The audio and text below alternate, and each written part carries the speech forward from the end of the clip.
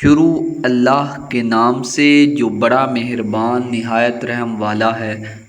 السلام علیکم دوستوں، آج کی اس ویڈیو میں میں آپ کے سامنے ایک چھوٹی سی احادیث مبارکہ پیش کروں گا۔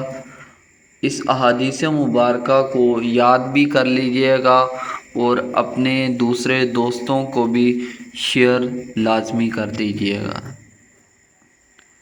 رسول اللہ صلی اللہ علیہ وآلہ وسلم کا ارشاد گرامی ہے، وہ شخص مومن نہیں جو خود تو پیٹ بھر کر کھائے مگر اس کا پڑوسی بھوکا ہو۔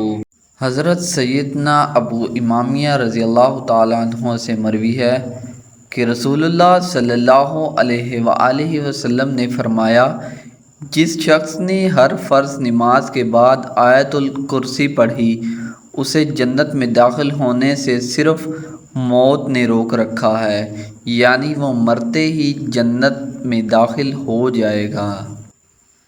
رسول اللہ صلی اللہ علیہ وآلہ وسلم نے فرمایا، صرف 3 جگہ پہ جھوٹ جائز اور حلال ہے۔ ایک یہ کہ آدمی اپنی بیوی سے بات کرے تاکہ اس کو راضی کر لے، دوسرا جنگ میں جھوٹ بولنا، اور تیسرا لوگوں کے درمیان صلح کروانے کے لیے جھوٹ بولنا۔